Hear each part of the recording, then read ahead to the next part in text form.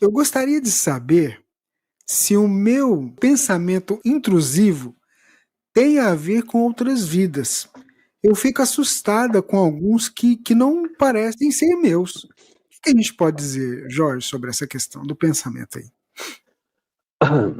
Bom, é possível, sim, que esse pensamento intrusivo ele seja oriundo de uma outra existência. É possível. Principalmente se esse pensamento é um pensamento repetitivo. Um pensamento que retorna com muita frequência de uma determinada situação específica, mostrando que existe uma espécie de atavismo na alma, ou seja, o espírito tem um vínculo com um determinado comportamento e tem dificuldade de se desembaraçar dele. Então, a pessoa se vê de maneira muito frequente dentro de uma mesma realidade. E isso seria uma situação que a gente poderia dizer, poxa, repete esse pensamento intrusivo, é sempre o mesmo, e sempre ligado a uma imperfeição moral, ou, de repente, a uma cena, me vejo na guerra, me vejo na guerra, me vejo na guerra, me vejo afogando, me vejo afogando, me vejo afogando. Se uma coisa que, um pensamento intrusivo que é muito repetitivo, é bastante razoável que a gente levante a hipótese dele ser do passado. Mas se o pensamento intrusivo não é um pensamento colimado, ou seja, que tem um único ponto de observação, mas é um pensamento que me vem, uma coisa é outra, são coisas diferentes, é menos provável que isso esteja relacionado ao passado.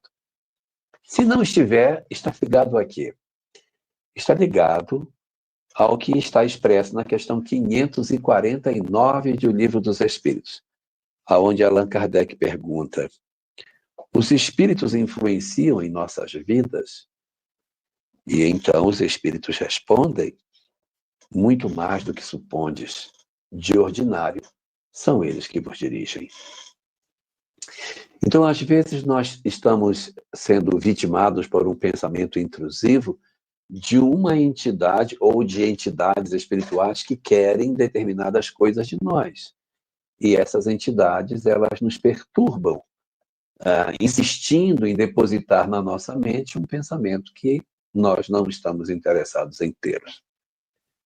De outras vezes, esse pensamento intrusivo que vem dos espíritos não se refere a uma questão dos espíritos conosco, mas nós captamos a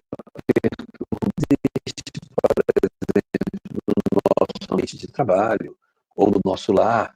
Eu posso ter um cônjuge que tem uma determinada conduta e, muito frequentemente, as entidades perturbadoras dele, eu consigo registrar em flashes de pensamentos, ideias que eles têm e que invadem a minha mente como se fossem minhas, ou seja, irradia naquele ambiente e eu capturo esta informação, ou seja, não há uma intencionalidade de trazer o pensamento para a minha mente, mas eu acabo registrando o pensamento que está no ambiente. De outras vezes, o espírito tem interesse de nos empurrar para uma determinada conduta. Então, ele joga flashes dessa conduta dentro das nossas mentes. Isso, sim, pode ser um processo de perturbação do presente, mas pode ser também laços do passado. Nós não podemos esquecer que nós mesmos, num processo de auto-hipnose ou de auto-obsessão, nós mesmos criamos imagens nas nossas mentes e essas imagens que são criadas por nós, elas nos visitam com determinada frequência, se tornando como se fossem reais.